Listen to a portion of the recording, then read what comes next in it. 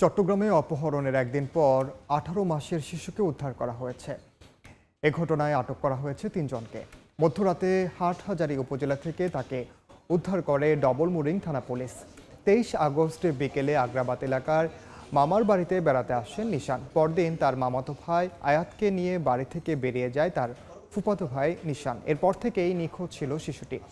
বিষয়টি পুলিশকে জানালে হাতিয়া, খাগড়াছড়ি ও হাটহাজারীতে অভিযান চালিয়ে উদ্ধার করা হয়।